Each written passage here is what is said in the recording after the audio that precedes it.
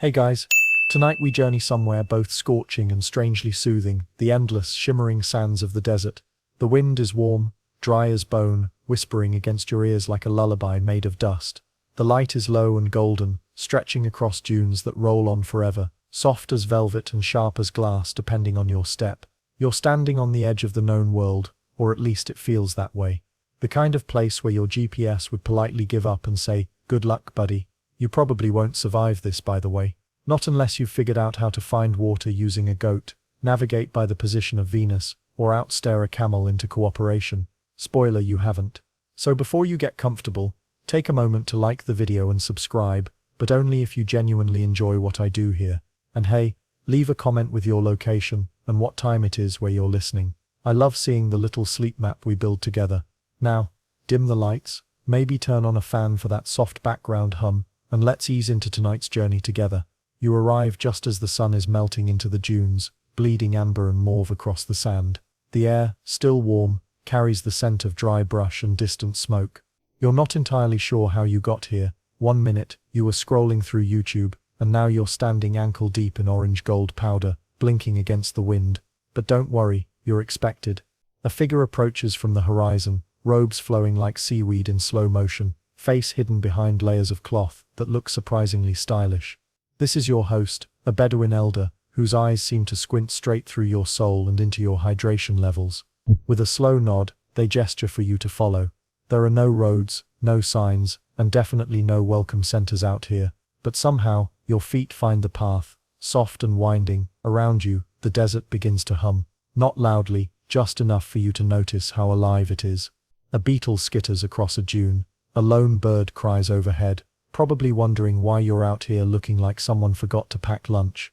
The tent appears suddenly, half hidden in the dunes. It's large, low-slung, and woven from a rich brown fabric that looks tough enough to wrestle a sandstorm. Spoiler, it kind of is. This is a traditional Bedouin beach share, or house of hair, and yes, it's made from goat hair. Turns out, goat hair is desert magic. When it's dry, the weave lets air pass through. When it rains, rare, but dramatic, the fibers swell, sealing the tent tight like a waterproof cocoon. Historians still argue whether this textile technique predates the wheel, or if it evolved later alongside Bedouin migration patterns. You duck inside, blinking as your eyes adjust. The space is cool, dim, and smells faintly of cardamom, firewood, and whatever spice was last spilled by someone with butterfingers. Woven mats line the floor, and cushions are casually tossed in a way that suggests someone could host a poetry reading or a nap at any moment. You're handed a cup of kahwa, Arabic coffee, infused with green cardamom pods, and poured from a long-spouted pot called a dala. It's more golden than brown, less bitter than you expect, and served in a tiny handleless cup. You sip and nod solemnly like you've been doing this forever. Your host doesn't buy it, but appreciates the effort. This coffee ceremony is no small thing. It's a symbol of welcome, peace and patience. The server, often the youngest in the group, starts pouring from the right, making sure to never overfill the cup. That's because traditionally, you're expected to finish in 3 sips, then hand it back with a polite shake. If you want a refill, don't shake. If you don't want one, give it a gentle waggle, like you're politely declining more hummus at a family dinner. Or, you could just spill it by accident, which has its own consequences, none of them good. The air in the tent is cooler now, the heat of the day slinking off somewhere to lick its wounds. Outside, the sun has dipped below the dunes, leaving behind a faint lavender afterglow. You hear the distant groan of a camel, half complaint, half belch. It's oddly comforting. In the old days, these moments twilight beneath the tent were for sharing stories, whispering family secrets, and discussing trade routes that crossed oceans of sand. These weren't just rest stops, they were cultural nerve centers. A single tent could host a traveler from Damascus, a merchant from Cairo, and a poet with nothing to trade but verses. Everyone knew someone who once met a prince, or so they claimed. A fringe tidbit for you: some Bedouin families wove hidden messages into the patterns of their tent fabric, little clues about clan history, regional allegiance, or just creative gossip. Historians can't quite agree if these motifs were conscious communication or just coincidence, but it wouldn't be the only time fashion doubled as a family newsletter. You lean back on a cushion and watch the flame in the center fire pit dance like it knows you're tired. You're starting to feel it, that deep, pleasant drag behind your eyes, the one that says maybe 5 more minutes, and then but not yet. you're just getting started. The desert has a lot more to show you before it lets you rest. The tent rustles in the breeze. Somewhere outside, a goat sneezes dramatically. You're not sure why that's so funny, but it is. It's going to be a long, peaceful night, the kind where time forgets to move, and you forget you ever had a phone. You wake to the faint clinking of metal, and the soft hush of sand shifting outside the tent. It's not quite morning, but not night either. One of those in-between hours where time doesn't feel fully committed to either job. The desert is cool, not cold, and the first pale traces of dawn paint the horizon with a gentle, sleepy pink. You blink, sit up, and find yourself wrapped in a blanket that smells faintly of smoke and cardamom. Someone, probably your host, has already stoked the fire pit. The coals pulse gently, like a heartbeat under ash. No alarm clocks out here, just the quiet rhythm of people who've been waking with the wind for centuries. Outside the tent, you hear murmurs, voices speaking low and evenly. Bedouin mornings aren't rushed. There's a routine to them, like a song with only 3 notes: fire, coffee, camels. Everything else can wait. You shuffle out of the tent, barefoot, brushing grains of sand from your ankles. The desert floor is surprisingly smooth, compacted by countless feet and the wind's careful fingers. A young boy, maybe 10, kneels beside a blackened kettle, rotating it slowly over a small flame. He's already poured water and added a scoop of bitter ground coffee. A few cardamom pods float like tiny green boats. He gives you a grin that says, "You're late." He's not wrong. Coffee again. Always coffee. But Bedouin kahwa isn't about caffeine, though it doesn't hurt. It's about continuity. The first cup of the day is for focus. The second is for friendship. The third, if you're lucky, is for poetry. It's said that in some tribes, men weren't considered full adults until they could brew a proper cup without scalding the pot or offending their uncles. No pressure. Your host greets you with a nod and a gesture toward the camels, who are at best indifferent to your presence. One of them turns its head to stare at you in that long, unblinking camel way. You've never felt so judged by something with hooves. Morning routines among the Bedouins are deceptively simple. First there's the inspection, checking tent ropes, water skins, the firewood bundle, and most importantly the camels. These aren't just animals, they're wealth, transport, storage units and mood boards rolled into one. The slightest change in a camel's temperament might mean a storm is coming, or that you forgot to feed it. A mainstream fact for you: Bedouins often named their camels with the same care others reserve for children. Names reflected personality, appearance or ancestry. A swift, stubborn camel might be named Saria, meaning fast. A gentle, slow walker might be Hanin, meaning longing. And yes, some names were total sarcasm. Historians still argue whether this naming tradition was rooted in practical herding or poetic expression, maybe both. The line between the two is blurry out here. You watch as the morning unfolds like a slow dance. A woman emerges from another tent, balancing a flat metal tray stacked with rounds of dough. She heads toward a small stone slab set up over coals, the makings of arbud, a kind of Bedouin flatbread cooked directly on hot stones or under a layer of ash. It smells like flour and smoke and comfort. You're handed a piece. It's blistered, warm, and unexpectedly chewy. You tear a corner, dip it in a tin of olive oil and za'atar, and suddenly all of your modern breakfasts feel suspiciously underwhelming. Who needs avocado toast when you've got this? And there, just past the tents, lies a small pen of goats. One stares at you while chewing something with deep moral conviction. You feel vaguely threatened. Turns out, Bedouin mornings are full of judgment. Camels, goats, 10-year-old baristas. The sun begins its slow rise, and with it, the landscape starts to shift. What looked like endless beige turns into subtle streaks of peach, gold and dusty rose. Rocks cast long shadows like fallen sundials. A falcon glides overhead, then vanishes behind a distant dune. Everything moves slowly, intentionally, as if the desert itself has agreed to ease you into the day. A fringe tidbit: in certain Bedouin regions waking dreams were taken seriously. If someone stirred from sleep and spoke of a clear vision of water, a lost item, or a long-dead relative, others might listen intently, adjusting their plans based on it. Even today, some desert communities maintain this quiet respect for what the subconscious coughs up at dawn. You try not to think about the dream you had where a goat made you file taxes. Probably not prophetic. Back in the tent, the mats have been brushed clean, and the cushions realigned with geometric precision. No chaos here, everything has its place, even rest. You settle again with another small cup of kahwa, watching steam rise as the wind swirls around you, tugging gently at the edges of your robe. Your muscles ache a little from sleeping on the ground, but it's the good kind of ache, the kind that reminds you you're a body, not just a brain with Wi-Fi. And so the Bedouin morning continues, quiet, unhurried, resistant to the tyranny of the clock. There's no inbox to clear, no app updates, just sand, wind, fire, and the slow unfurling of sunlight across a world that doesn't need hurrying. Out here, even time seems to exhale. The sun has officially clocked in for the day. It stretches higher above the horizon now, spilling light across the dunes with that golden overconfidence unique to desert mornings. It's warm, not yet hot, but you can already feel the promise of the furnace that's coming later. Don't worry, we'll get to that. For now, it's time to move. The Bedouins don't believe in lingering too long, even when life is peaceful. There's a rhythm here, an inherited tempo passed down through generations. The camp begins to stir with a quiet momentum. Mats are rolled, fires are stoked, and camels are given long, suspicious side-eyes by the people who'll be riding them. You rub the sleep from your eyes, and follow your host out into the open. A low wind whistles across the sand. It's soft now, but you sense it could throw a tantrum if provoked. The tents behind you stand like low mountains of fabric, tethered to the earth by ropes and tradition. Today, you'll join the daily routine, the chores, the tasks, the casual avoidance of sunburn and dehydration, which sounds simple, until you realize that survival in this landscape requires a specific kind of genius, the kind that doesn't brag.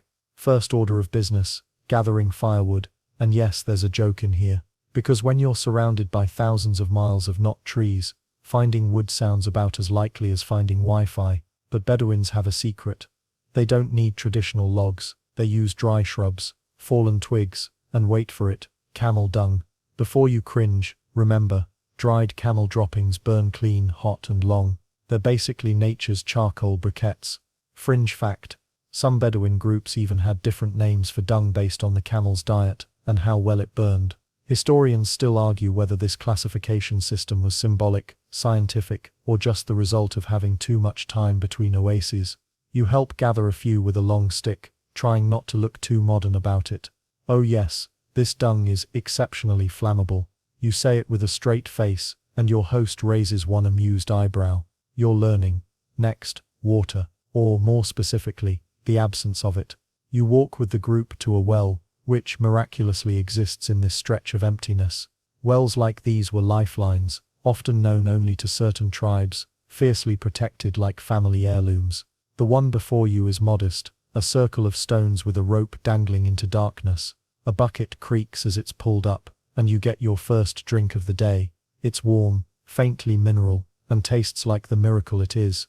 Most Bedouins don't gulp, they sip, slowly, with reverence.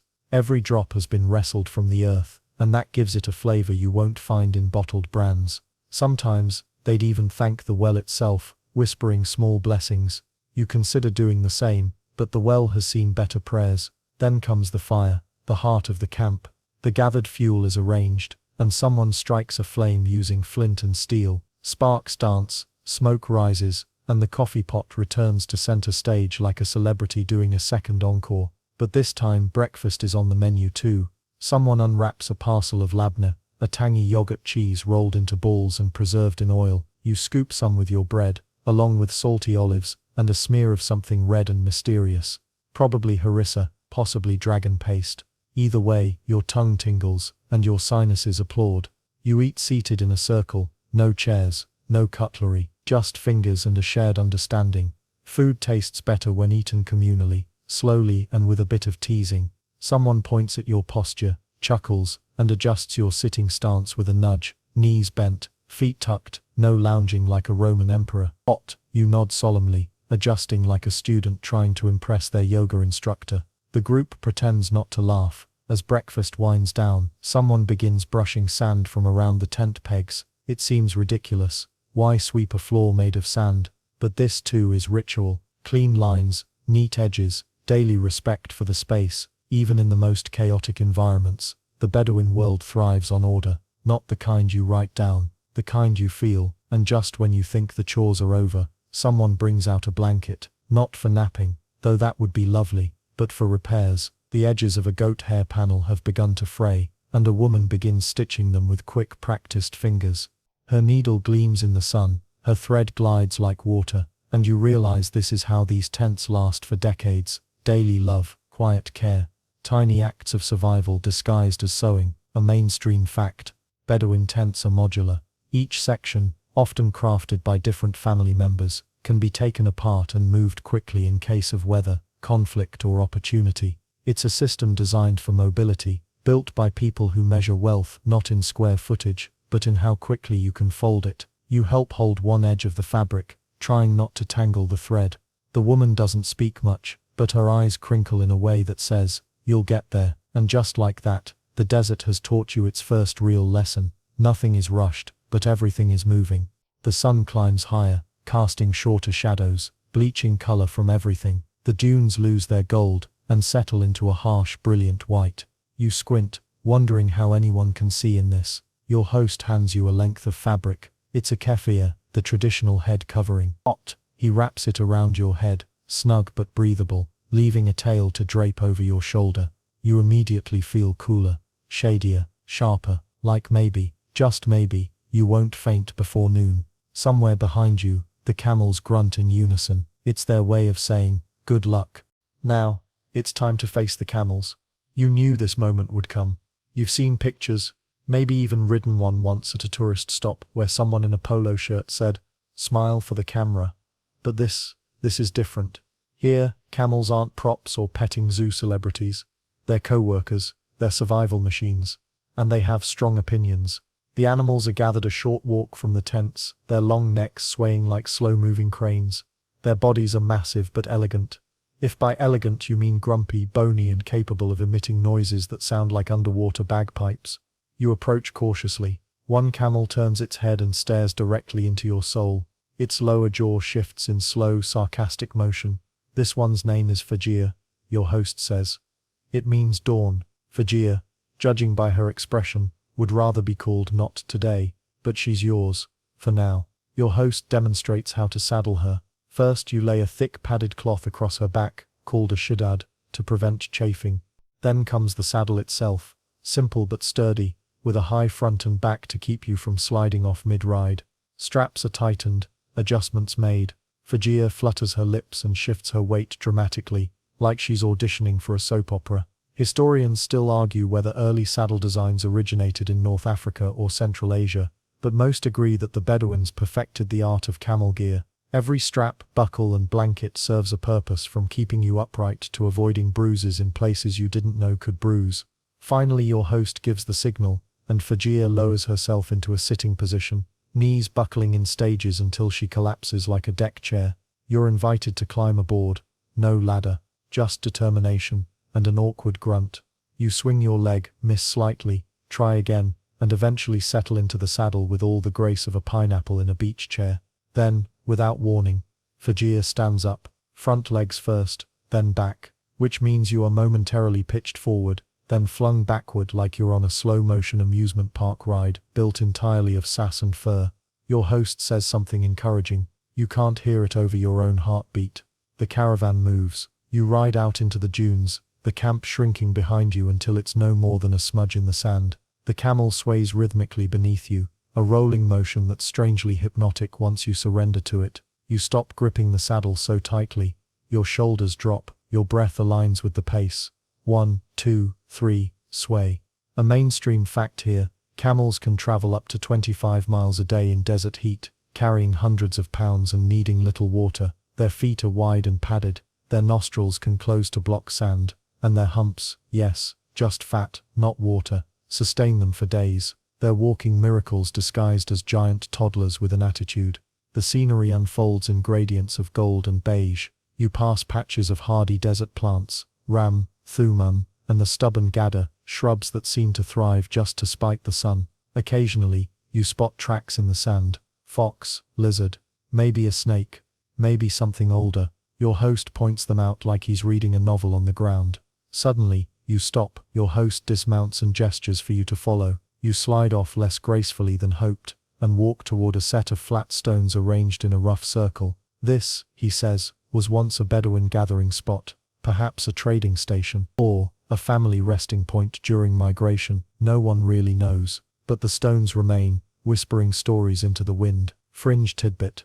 Some Bedouin tribes placed small objects, beads, bits of pottery, even teeth, under stones to mark their passing. Not graves, not offerings, just little breadcrumbs for whoever came next. Historians debate whether these were signs for kin, warnings, or just quiet declarations. We were here. You sit beside one of the stones. The sun is higher now, but still tolerable. You sip water from a goatskin pouch. Surprisingly cool, surprisingly not terrible. There's something about drinking from leather that makes it feel ancient. You wipe your mouth on your sleeve and watch the camels chew and grunt and contemplate revenge. Fajr sneezes. It's a full-body event, a trumpet blast of dust and air that nearly knocks your turban off. You cough, laugh, and accept that dignity is no longer part of this journey. Your host hands you a palmful of hubs arabi, simple flatbread, and a chunk of dried date. You chew slowly, sand sticking to your lips. There's no escape from it. Sand in your mouth, your socks, your soul. You are one with the dunes now. As the midday sun approaches, you and the camels begin to circle back toward camp. The return journey feels quieter, dreamier. You sway with Fajr, who now tolerates your presence with mild indifference. A truce has been declared. The camp reappears like a mirage turning solid. Tents flap gently in the breeze. A child runs across the sand, chasing a chicken that clearly disagrees with this plan. Your muscles ache in interesting places. Your mouth is dry, but your heart is oddly full. You made it. Camels are unsaddled, ropes are coiled, water is shared. Fajr sits, snorts and promptly rolls onto her side in a dramatic show of post-work exhaustion. You're not far behind. You return to the tent with the gait of someone who has just survived a small war, or in this case their first full ride on a camel named Fajr. She's off chewing her cud in the shade now, having decided she's done her part for the day. You, meanwhile, collapse onto a cushion like you've just crossed an entire continent. The air inside the tent is cool, still, and smells faintly of mint and leather. Now it's time for a different kind of lesson. How to dress for the desert like a proper Bedouin, not a flustered tourist melting in polyester. Your host gestures for you to remove your outer robe, and someone hands you a set of traditional garments, a long white tunic called a thobe, a loose-fitting robe called a bisht, and a fresh length of cloth for your head. You hold it all like a student clutching supplies for the first day of school, unsure where to start. But dressing Bedouin style is not just about aesthetics, it's about engineering. Every layer has a purpose, and every fold is a silent agreement with the sun. The thobe is made of cotton or linen, designed to trap cool air near your body and reflect sunlight. It's loose on purpose. Tight clothing in the desert is a one-way ticket to regret. The bisht, often reserved for special occasions, adds protection against both sun and nighttime chill. And then there's the keffiyeh, that iconic square of cloth that has saved more noses, necks, and pride than most modern inventions. You let your host wrap the keffiyeh for you again, this time with a little more flair. One tail goes over the shoulder, the other across your face. The fabric filters the air you breathe, keeping out dust while somehow making you look 10% more mysterious. Not bad for a square of cloth. Mainstream fact: the keffiyeh isn't just Bedouin, it's used across the Arab world, in varying colors and patterns. Black and white in Palestine, red and white in Jordan, plain white in parts of the Gulf. Its design is functional,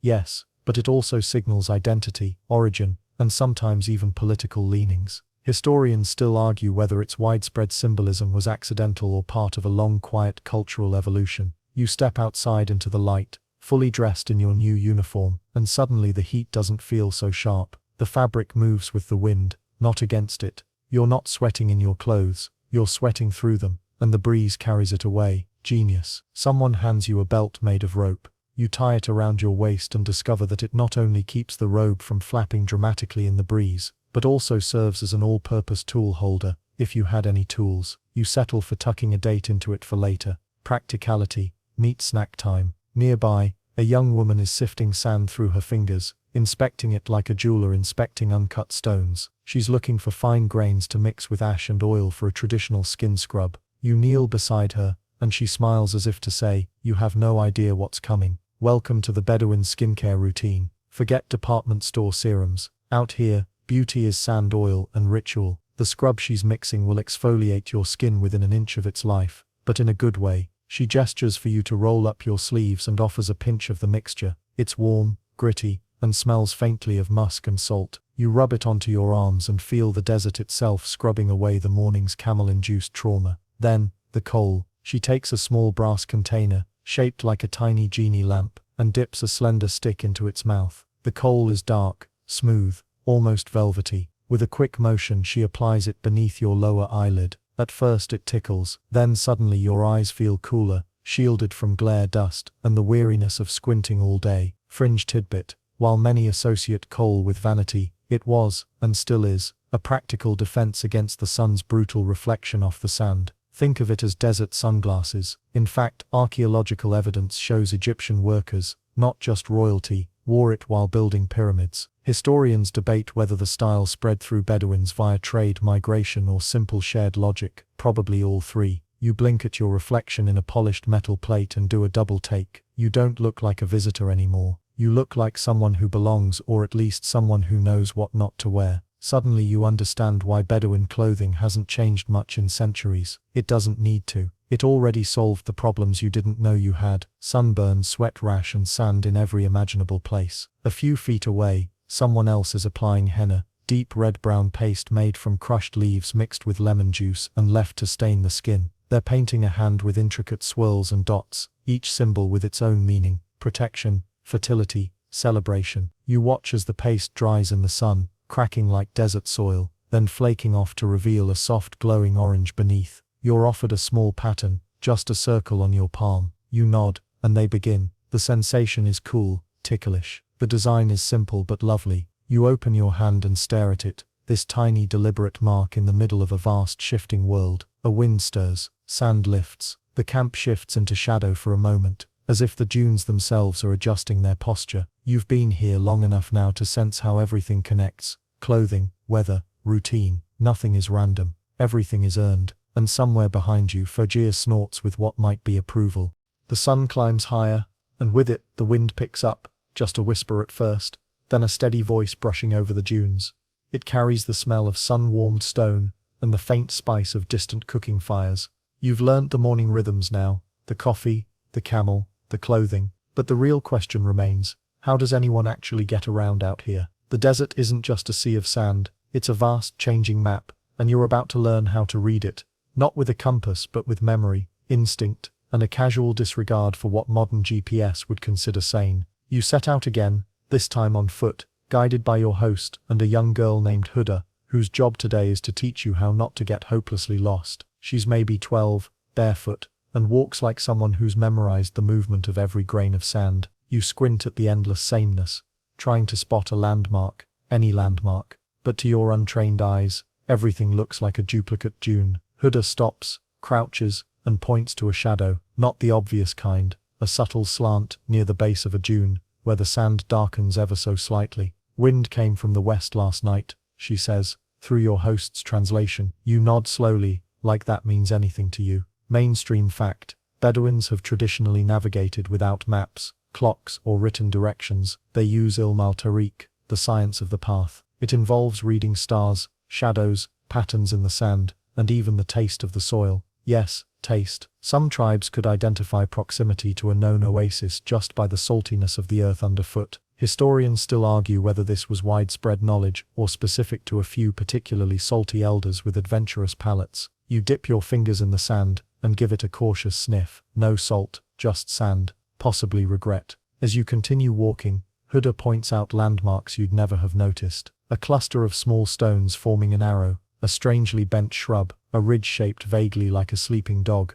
To you, it's abstract desert sculpture. To her, it's a navigational guide more reliable than anything Apple ever made. Then, she stops. Do you hear that? You pause. At first, nothing. Then, a faint rustle, like paper being torn very slowly. It's the wind, brushing through tamarisk trees clustered near a hidden wadi, a dry riverbed. You approach and see the faint traces of past water flow, like a scar across the sand. In the rainy season, short, dramatic, and bossy, these wadis fill quickly, but for now, they serve as roads, smooth, firm, and flanked by greenery that somehow hasn't gotten the memo about living in a desert. Fringe tidbit: some Bedouins would plant markers, little clusters of rocks or bent twigs, at key turns in a wadi. not for themselves, but for travelers who might pass days or even weeks later. It was an informal system of hospitality, a silent breadcrumb trail left by people who knew exactly how it felt to be lost. You rest beside the trees, wiping sweat from your brow.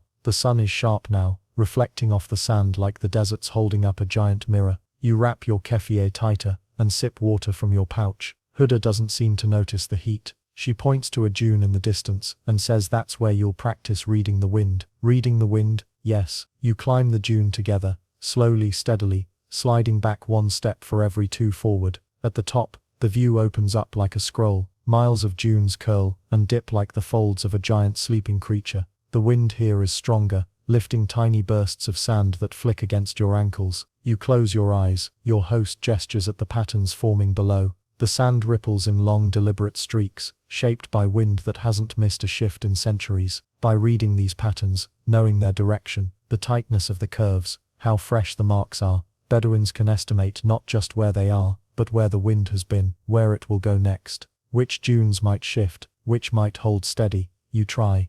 You really do. You squint at the ridges. You nod thoughtfully. You even mumble something about easterly drift, to sound clever. Huda raises an eyebrow and mutters something that definitely translates to, he has no idea. Still, you're trying. And out here, that matters. Suddenly, your host pulls a small leather pouch from his robe and opens it to reveal a mix of dried fruit, nuts and salted seeds. Trail mix, Bedouin style. You munch quietly as the wind whistles by, carrying your scent to who knows where. You ask if people ever get truly lost. Your host nods. Yes.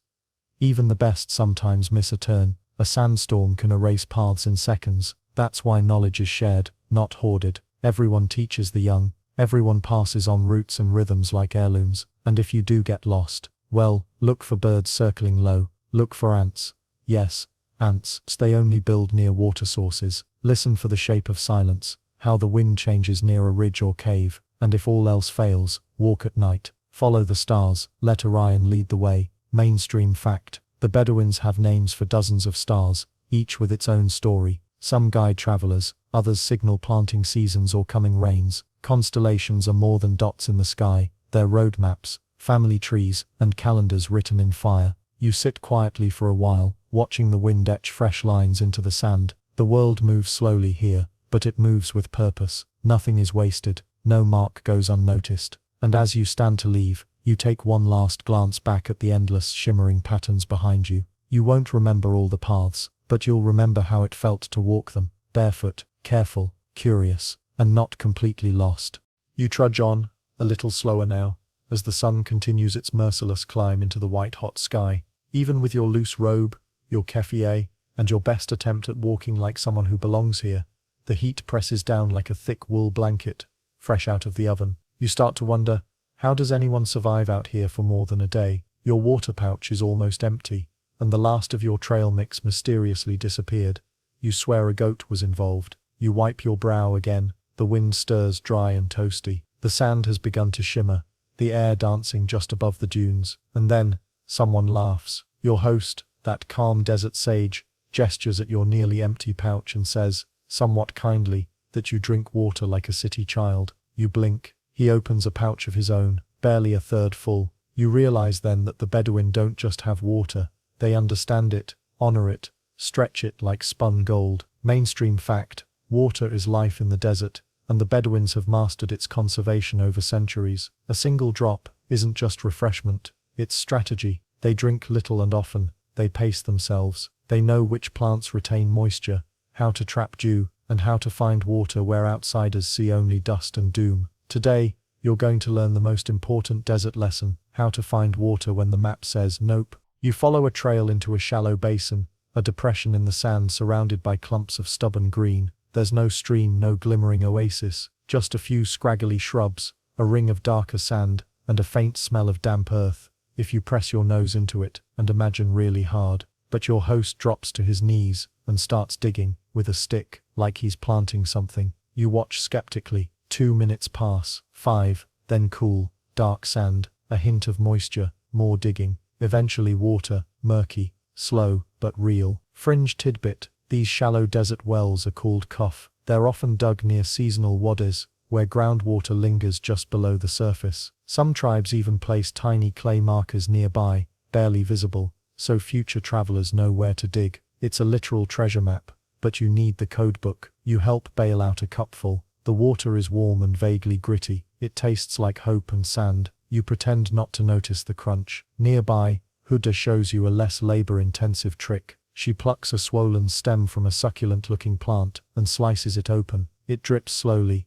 oozing water that smells faintly of cucumbers and despair. You lick your lips. It's not delicious, but it might keep you alive. Your host leans in to whisper something through a half-smile. Real Bedouins don't wait until they're thirsty. You nod solemnly, already feeling like you've broken at least 10 desert rules before lunch. Historians still argue whether the Bedouin water-finding skills are innate tribal wisdom, accumulated over generations, or a mixture of local trial and error combined with intense observational learning. Either way, no one teaches it in school. You earn it, through repetition, and the occasional mistake that makes your eyebrows raise permanently. You move on, taking note of everything now: the bend in the acacia trees that might mean wind-borne moisture, the beetles that only emerge where there's hidden damp under rocks. You learn to sniff, squint, crouch. You're essentially being trained to become the desert's nosy neighbor. As you walk, your host shares a story, half fable, half memory, about a man who survived 8 days without water. He lived by licking dew off his camel's fur before dawn. You wonder briefly how far down your own will to live scale you'd go before licking camel. Bedouins also use animal behavior as water indicators. Camels are of course the drama queens of thirst,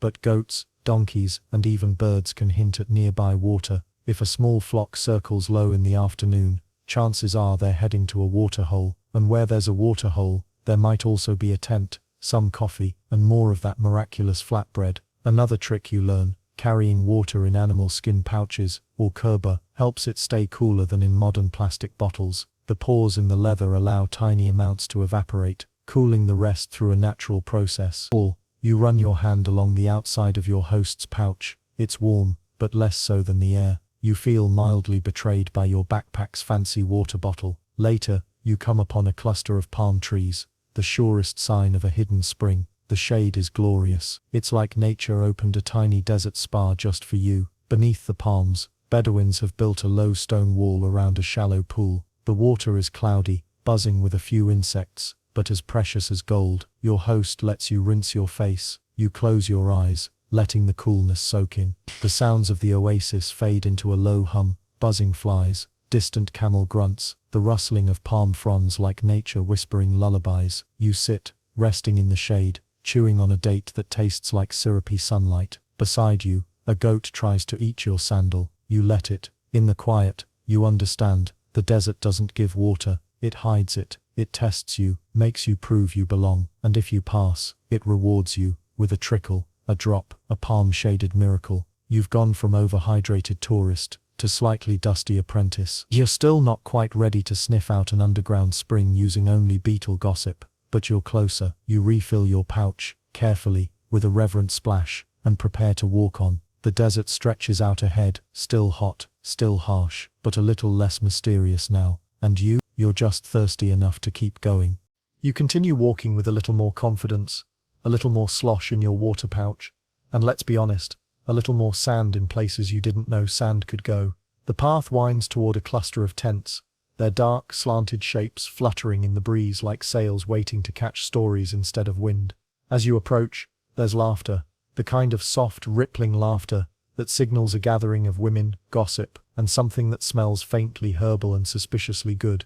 You're ushered inside one of the tents, where sunlight filters through goat hair seams in golden threads. You're about to learn something important. Bedouin beauty is not for the faint of heart, or the well-moisturized. Mainstream fact: Bedouin women, living in one of the harshest environments on Earth, have developed intricate, practical, and culturally rich beauty rituals. These aren't about fashion, they're about protection, identity, and continuity. Kohl-lined eyes aren't just for drama, they block glare, reduce infection risk, and yes, happen to look fantastic when narrowed in judgment. You'll get judged soon, don't worry. You're offered a small hand mirror. You look like a sunburnt raisin in robes. Your guide, Hürrem again, always ready with a smirk, raises a tiny pot of black powder.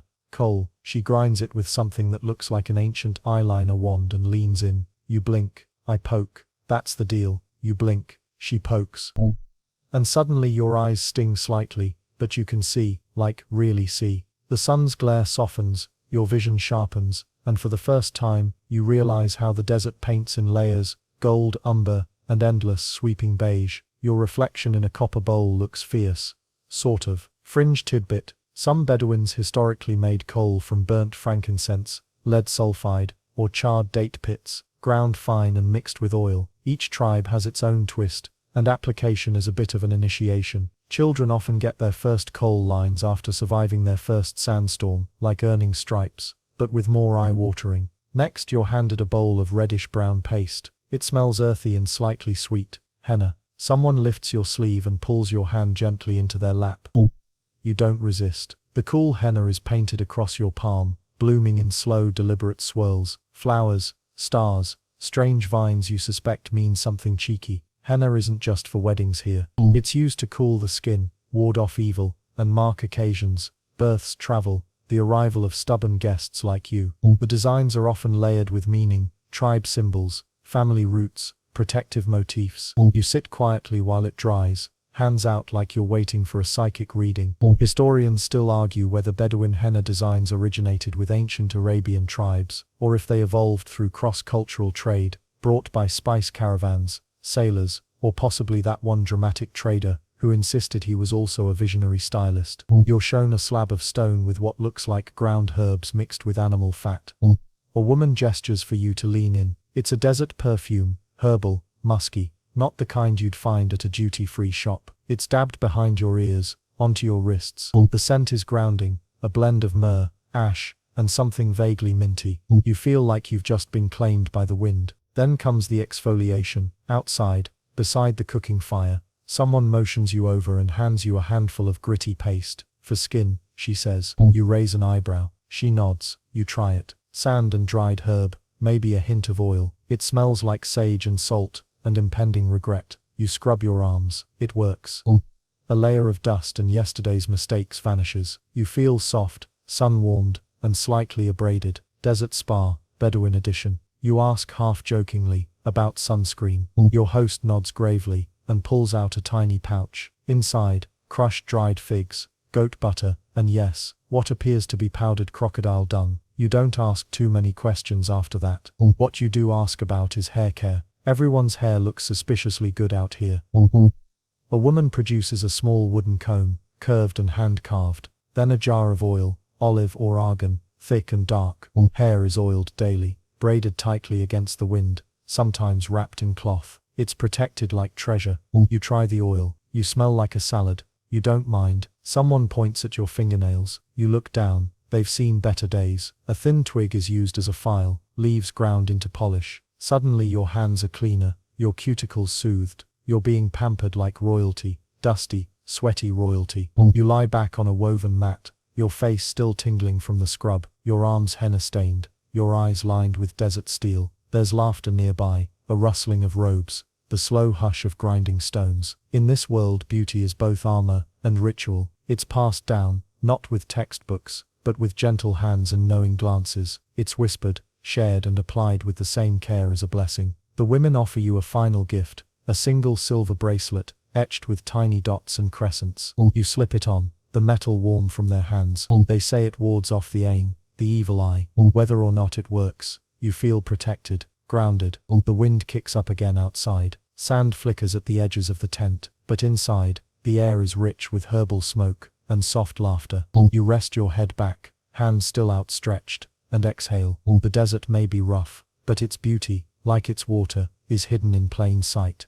Later, as the shadows grow long and the wind shifts again just slightly like a curtain being drawn, you follow the sound of faint clapping and the rhythmic thump of what might be a drum or a bucket.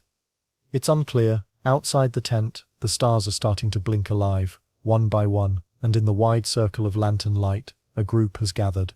Not for war, not for strategy, but for something far more powerful in the desert. Poetry. Yes, poetry. You settle onto a cushion someone kindly pats, next to an elder chewing dried apricots, and nodding in time with a beat only he can hear. The air smells faintly of cardamom, smoke, and whatever someone just burned by accident over the fire. Mainstream fact. Bedouin culture is profoundly oral. Stories, genealogies, laws and identities are carried through the spoken word, especially through poetry, and not just the kind scribbled into journals. We're talking full-blown from memory, crowd-stirring, improvised poetry battles, like rap battles, but with camels watching. Someone begins. His voice is deep, like gravel wrapped in honey. You can't catch every word, but the rhythm pulses in your chest. His arms move with the verses, pointing, circling, shaping the air. It's a love poem, or maybe a lament about his neighbor's goat eating his tent flap. Either way, it's moving. Fringe tidbit. There are actual cases of poets becoming tribal celebrities. Entire battles were avoided, or provoked, based on a single verse. Some were so talented that rulers paid to keep them quiet, because in the desert, words linger longer than footprints. Now it's her turn. A woman in a patterned shawl stands. Her voice is softer, more melodic.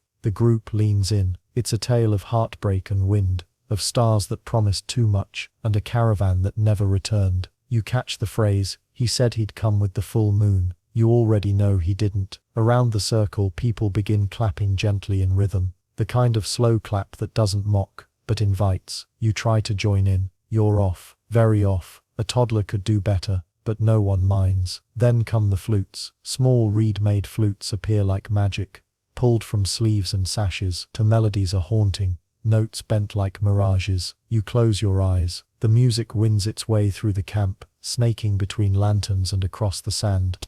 It's not polished, it's not rehearsed, and that's what makes it perfect. Historians still argue whether these Bedouin musical traditions stemmed from ancient nomadic groups predating Islam, or if they evolved alongside trade routes, absorbing hints of Byzantine, Persian, and East African rhythms. What's clear is this: they're hypnotic. Someone hands you a drum, small, worn, possibly cursed. You tap it once, thump. The elder next to you nods, encouragement or pity, hard to say. You keep tapping, trying to match the pulse. The beat stumbles. You abandon the drum and go back to clapping, very gently. Then comes a story, not a poem, but a full-blown tale. An old man with a beard that looks like it's seen empires gestures you closer. The group quiets. His voice rasps like wind through rock. He tells of a woman who once raced a sandstorm on foot. She ran from one oasis to another with nothing but a handful of dates and a promise to her child. She beat the storm by minutes. Her footprints were still warm when it hit.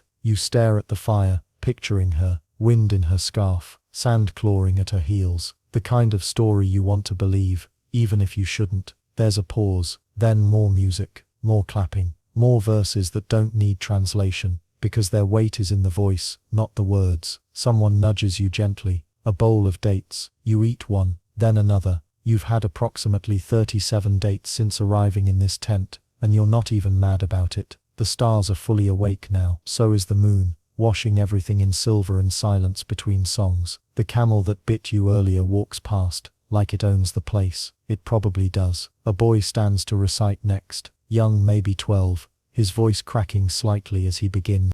His poem is about his uncle's cooking, his sister's snoring, and a goat that refuses to stop screaming at night. The group roars with laughter, clapping their appreciation. You laugh too. You don't even need to understand every word, because out here, in the middle of this infinite nowhere, the music and the stories connect everyone, and they outlast the flames. You lean back again, belly full of dates, eyes heavy with stars. Someone hums a lullaby, low and soft, barely a whisper. The fire pops quietly, and even the sand seems to hush. This is no concert, no performance. It's communion. With each word spoken, with each note played, you feel the desert draw you in just a bit more, until you're not just hearing the stories, you're inside them. The fire has shrunk to a lazy glow, and the songs have dwindled into murmured conversations, but your night isn't quite over yet. Someone waves you over, an elder with a sand-colored keffiyeh, and the deeply lined face of a man who's either extremely wise or simply very sunburned. His name is Salem, and he's about to walk you through the quiet code that holds this whole world together. Forget written contracts. Out here, the desert has no paper, no pens, and no legal notaries. What it does have is honor, and a lot of eye contact. Mainstream fact: tribal identity among the Bedouins is paramount. Loyalty to one's family and clan shapes everything, from where you can travel, to who you can marry, To which camel is safe to borrow? Spoiler, none of them are safe if it's not your clan. Your name isn't just yours, it's your father's, your grandfather's, and your entire lineage, all bundled into one long poetic roll call. You're never just Ali, you're Ali, son of Mahmud, son of Hamza, of the Bani Khalid, and so on, until you run out of breath or daylight. Salem invites you to sit beside a group of men passing around small glasses of tea, so sweet it could probably glue carpets to ceilings. You're quickly given a cup, third fill, not first, which you later learn is a sign of politeness. First is for honored guests, second for good friends, and third for we're not sure about you yet, but we're watching. You sip slowly. The conversation is low, even-paced, but beneath the surface is a rich tapestry of etiquette, gestures, and unspoken rules. Who sits where, who speaks first, who pours the tea, all of it carries meaning. Fringe tidbit: some Bedouin tribes hold poetic duels, not just for fun, but to resolve disputes. Instead of yelling or fighting, two members might engage in a public poetry exchange, gently mocking or challenging one another, until either one yields, or everyone gets too hungry, and calls it a draw. Try doing that next time your neighbor's Wi-Fi leaks into your house. Salem tells you about Urf, the customary law of the desert. It governs marriage, inheritance, hospitality, and justice, passed down orally across centuries. There are no jails here, no judges in wigs, but if you steal a man's goat, you better be prepared to answer not just to him, but to a whole council of uncles, who all look vaguely disappointed in you. Historians still argue whether URF evolved as a parallel to Islamic law, or predates it. Salem murmurs, but one thing is sure, without it, this sand would have swallowed us whole. The tea changes flavors, now with sage, now with mint, now possibly thyme or whatever was growing next to the tent. You can't be sure. What you are sure of is that your bladder is beginning to lose this battle. Conversation turns to marriage alliances, not love matches, though those happen too, but strategic partnerships between clans. It's like diplomacy, but with better snacks. One man shares how his grandfather married into a rival tribe, to end a decades-old blood feud, and then stole their best camel, just to keep things interesting. Then there's guest rights. You, for example, are currently untouchable. As a guest under this tent, you're owed food,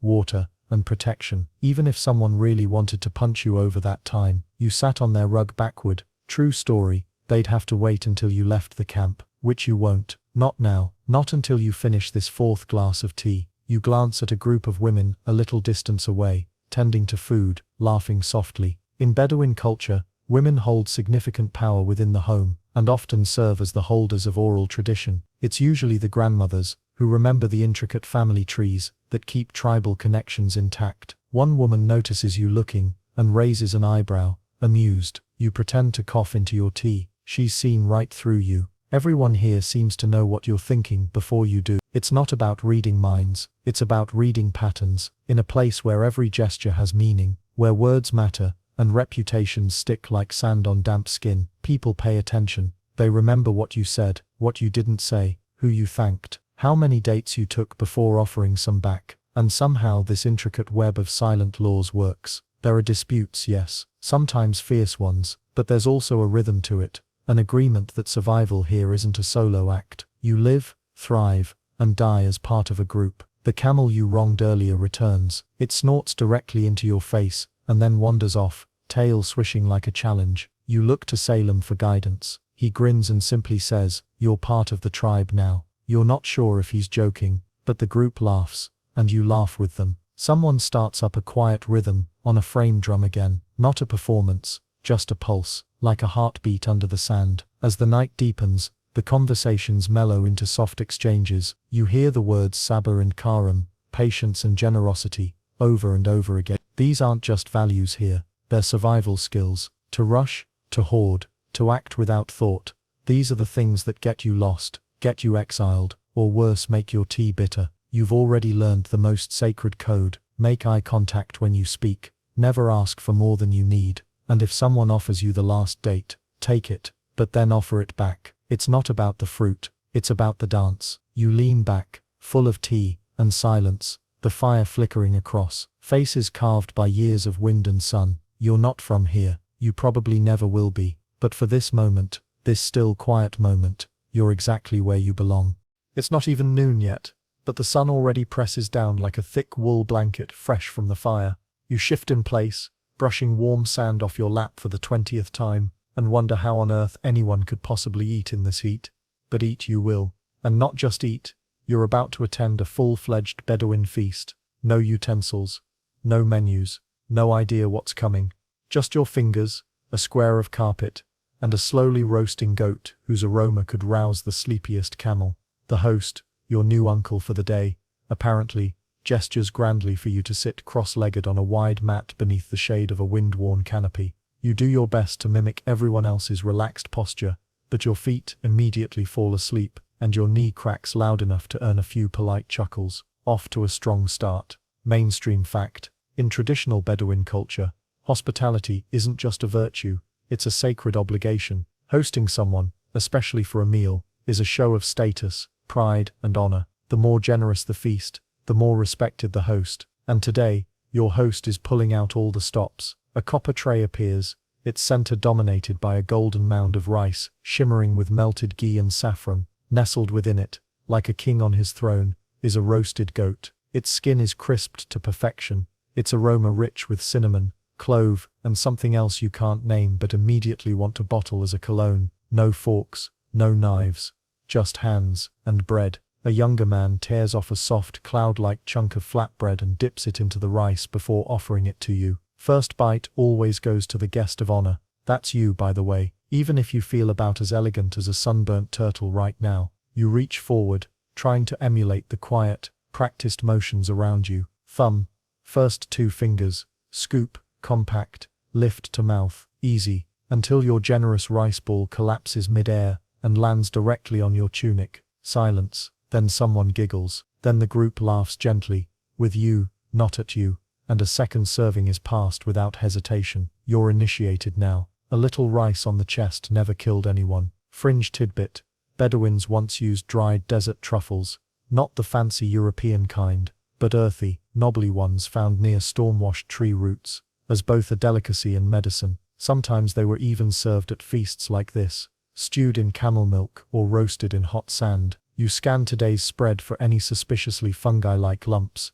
but all seems safe, for now. The meal continues, punctuated by murmured prayers and occasional small talk. You learn quickly that talking during meals is kept minimal, not out of formality, but practicality. Mouths are full, and attention is on the food. Eating together isn't just nourishment, it's bonding, a communal act of peace and rhythm. Historians still argue whether the classic Bedouin communal meal evolved from necessity or design. Someone remarks as they pass you a particularly succulent piece of meat. But either way, it works. Sharing is survival. A second tray arrives, this one bearing sweet dates, fresh goat cheese wrapped in palm leaves, and small dense pastries soaked in honey. Just when you think your stomach might burst from happiness, a server approaches with tiny cups of korwa, Bedouin-style coffee infused with cardamom, and served bitter, in contrast to the sugary tea from last night. 1 cup, then another, but never a fourth. That's the rule. 3 cups show respect.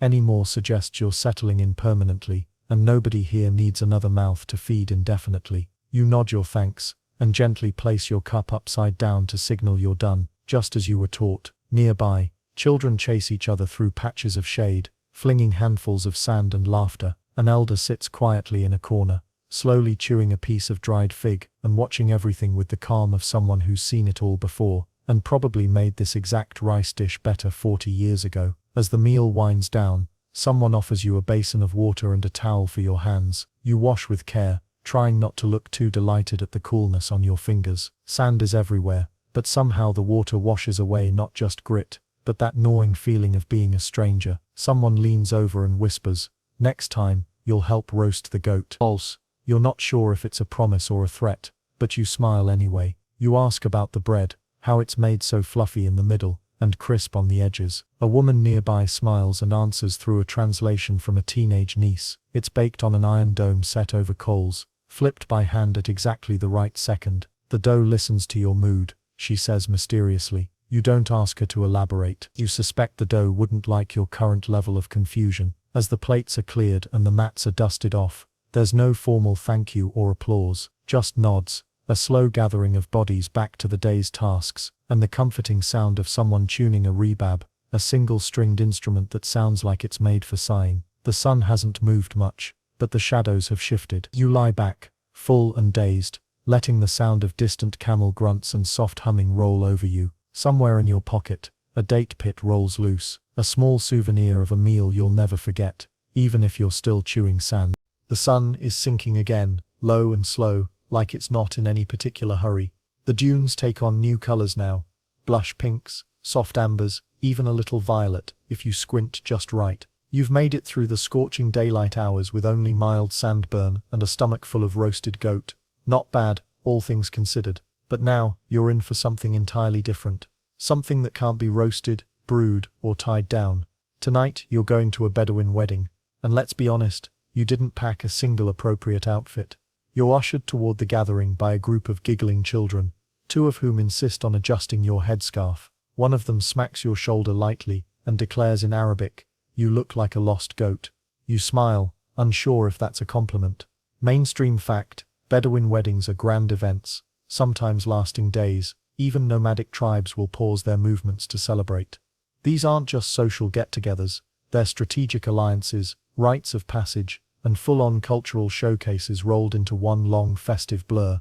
Tonight's wedding is in full swing by the time you arrive. There's drumming, not the chaotic, loose-limbed kind you're used to from high school talent shows, but rhythmic, deep, heartbeat-level drumming that seems to come from beneath the sand. Women ululate behind a screen, high-pitched trills that flutter in the night like birds calling across the dunes. You're guided to the men's side of the celebration. Traditionally, Bedouin weddings separate the genders, not out of repression, but out of ceremony. The women's tent, you're told with a smirk, is where the real dancing happens. Over here, it's more about poetry battles, competitive coffee brewing, and slightly awkward clapping. Fringe tidbit, some tribes had, and still have, customs where a bride's identity remains veiled, not just for modesty, but to test the groom's patience, respect, and observation. One variation involved hiding the bride among her similarly dressed cousins, and if the groom picked wrong, well, he'd owe another camel. Or 3, you sit cross-legged on a woven rug near a circle of older men. They're trading lines of love poetry like it's a fencing match. One recites a verse about eyes like desert springs, another counters with one about wind lifting a veil. Everyone nods solemnly. You write down a few phrases in your notebook, immediately ruining their magic with your terrible handwriting. Someone offers you mabshura, a sweet pastry stuffed with dates and rolled in toasted sesame. You take 2, it feels like the polite thing to do. Suddenly, a young man stands and begins to dance, not wild or showy, but slow, deliberate, as though each movement were tied to a memory. His hands slice through the air like they're following invisible calligraphy. Around him, others rise, forming a semicircle. This is the Ada, a traditional sword dance, not performed with real blades tonight, thankfully, but long sticks that glint under the firelight. Historians still argue whether the Ada began as a war ritual or a wedding rite. A soft voice says beside you. It's one of the tribe's elders, his face half lit, eyes reflecting fire. I say it's both. Love is a kind of war, no. He chuckles at his own joke. You chuckle too, unsure whether it was funny or prophetic. Across the open space, a burst of color flashes through the firelight. Bright scarves, silver bangles, shimmering robes. It's the women, dancing behind the screen. You can't see the moves, but you can hear the rhythm, anklet bells, laughter, and the sharp clack of palm against palm. It's intoxicating. One of the younger boys near you elbows your side. You want to see the bride, he whispers with the glee of someone who's just offered you a peek at a rare comic book. You nod. He waves you toward a side tent, but an older woman intercepts with a mock scowl and a finger wag. No peeking. Not yet. Still, you get your wish. After much anticipation, the bride appears, veiled, radiant, surrounded by her family. She doesn't say much, but her eyes do. Her gaze, calm and steady, surveys the crowd. There's a power in that look. You wouldn't dare guess what she's thinking. You're just a visitor, here for the ambiance. There's a brief ceremony, prayers, blessings, a few words you can't translate but feel in your chest. And then the music surges again, louder now, faster. Someone starts clapping, and it spreads like wildfire. Even you clap, offbeat, unsure, but happily lost in the noise. Later, as the celebration winds down, you're invited to sit with the newlyweds for a brief blessing.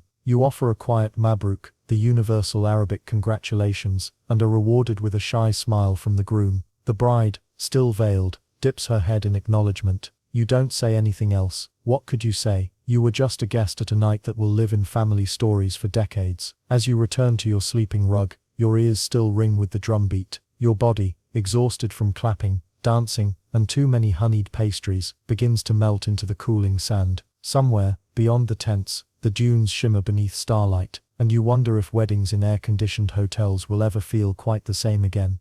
When you wake the next morning, the wedding drums have faded, leaving behind only the faint echo of laughter and the scent of rosewater in the breeze. The camp is quieter now, peaceful in that special way that follows celebration. But there's no such thing as a lazy day in Bedouin life. Today, you're heading out with the caravan. Yes, an actual caravan. Not the kind with built-in fridges and solar panels, but the kind that smells faintly of camel hair and carries treasures wrapped in woolen sacks. You're joining a trading journey, part business trip, part social event, part endurance test, with minimal shade. The camels grunt as they're loaded. Their expressions say, "We've done this before, and it's never fun." You're given a spot between a spice merchant, with suspiciously few teeth, and a teenage boy who spends the entire morning singing one line of a song over and over, but you're too fascinated to mind. Mainstream fact: for centuries, Bedouin tribes acted as crucial intermediaries in regional trade routes, especially across the Arabian Peninsula. They transported frankincense, myrrh, dyed textiles, precious metals, and even ostrich feathers from one end of the desert to the other, without GPS of course. Just stars, instinct, and a memory for every rock. The lead merchant is a woman named Tariq. She's older than the sand, or so she claims, and could negotiate the price of gold using only her eyebrows. She explains that Bedouin traders weren't just delivering goods, they were curators of gossip, knowledge, even poetry, and sometimes, well, smugglers.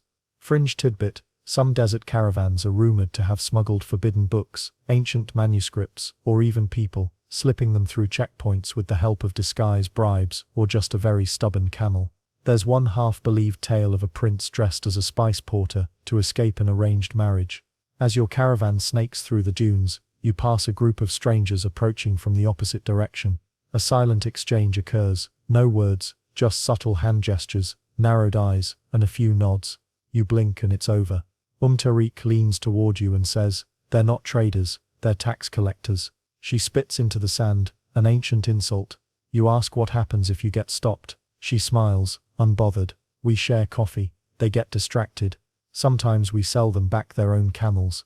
You decide not to ask further. At midday, the caravan halts. A striped canopy is pulled out and anchored into the sand. Dates are passed around, along with slivers of salted goat cheese and warm flatbread. You chew slowly, trying not to inhale too much sand with your lunch. Everyone lounges in the shade, and one of the older men pulls out a rebab, a one-stringed instrument with a bow. The notes that follow are long, wailing things, half music, half weather report, the kind of sound that makes you think of lost cities buried in the dunes. Historians still argue whether these caravans spread more culture than commerce, says the teenager beside you, suddenly erudite between bites. People think trade was about goods, but it was ideas, stories, marriage offers, sometimes, revolutions. Then he resumes singing that same single songline, completely undermining his moment of brilliance. Later, the terrain changes slightly, rocky patches emerge, dotted with thorny shrubs. The camels navigate them like professionals, but your behind does not. You bounce in the saddle, gripping the reins like a tourist on a theme park ride.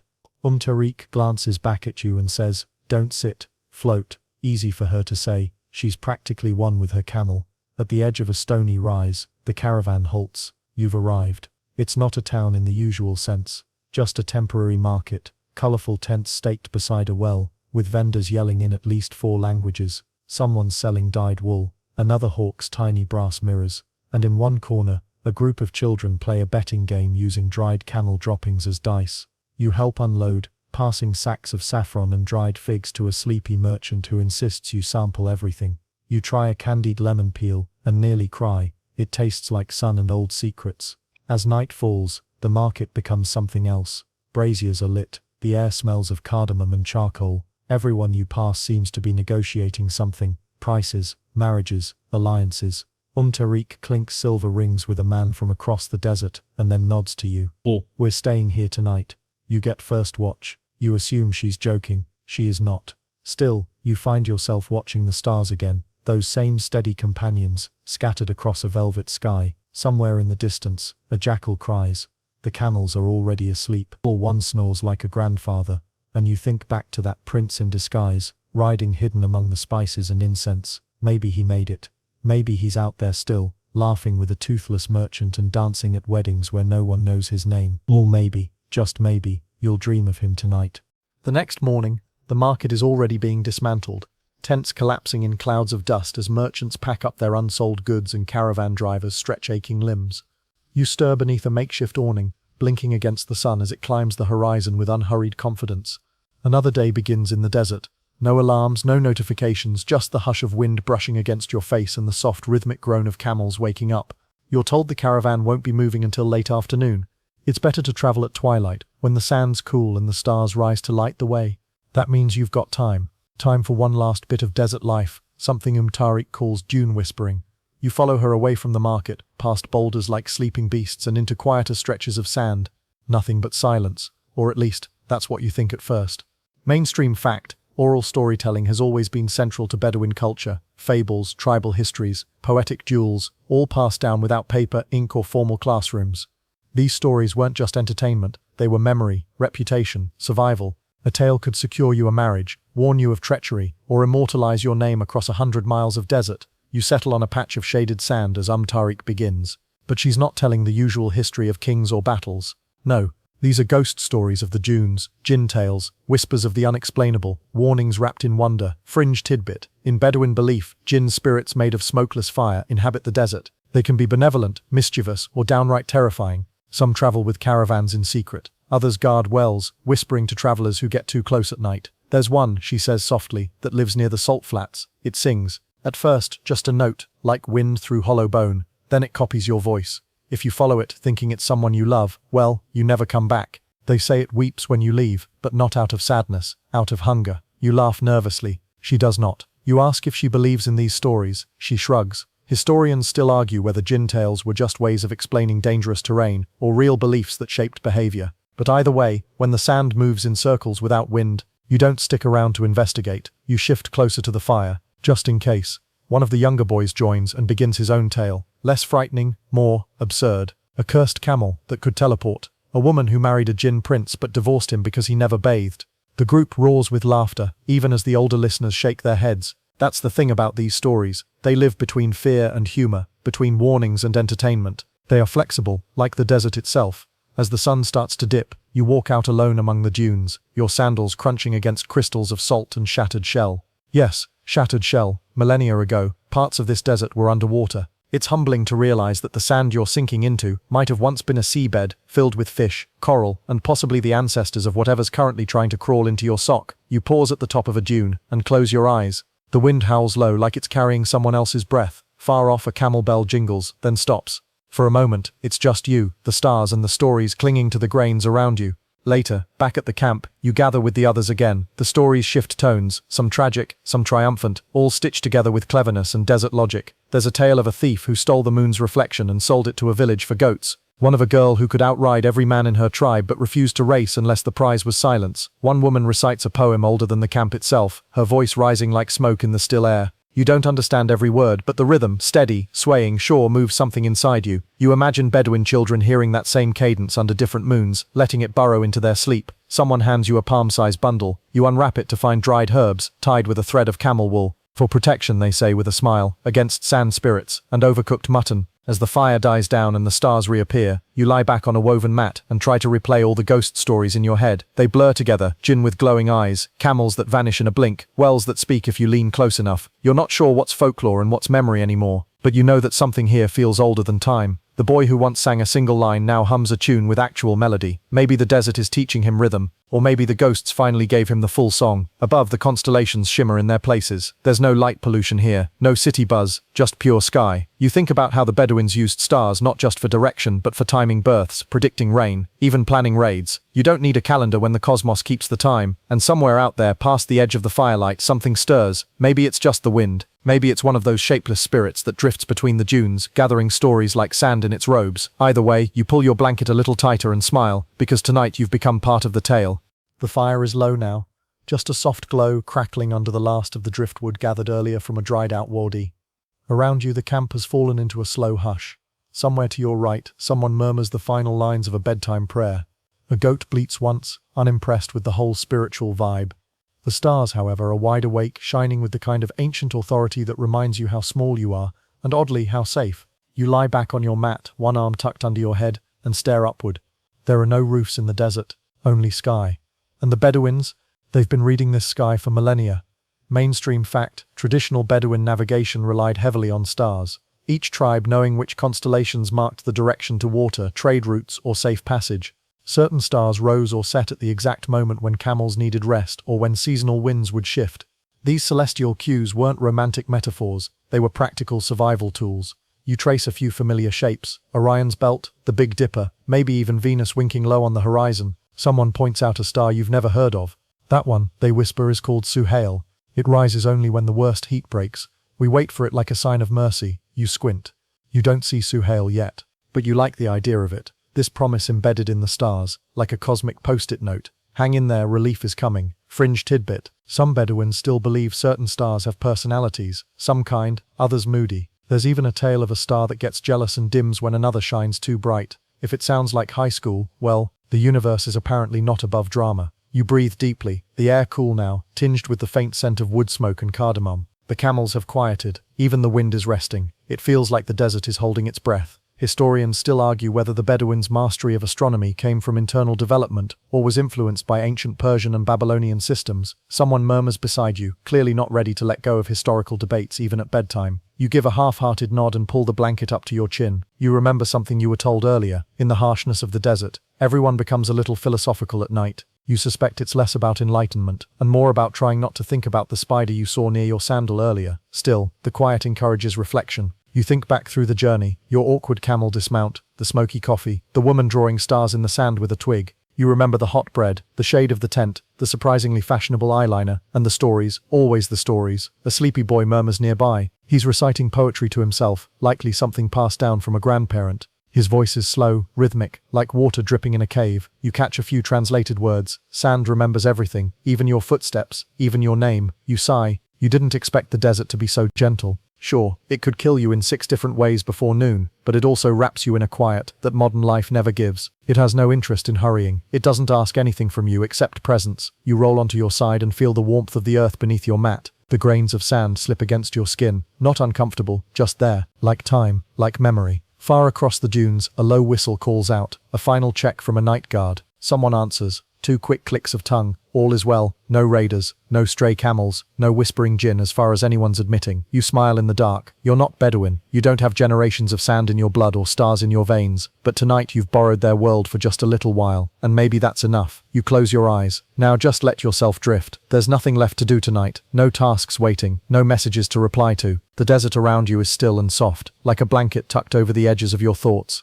The wind, when it moves, is just a whisper, brushing past your ears with no intention of stirring you. Each breath feels longer now, deeper, slower. You sink a little more into the mat beneath you, as though the sands themselves are pulling you gently down, not to trap you, just to hold you. Like a lullaby made of dust and starlight, the voices have faded, even the camels are quiet. The only sound now is the occasional hush of wind sliding between dunes and the distant chime of a bell, maybe real, maybe just memory. The sky hasn't moved, but you feel like it's gotten closer.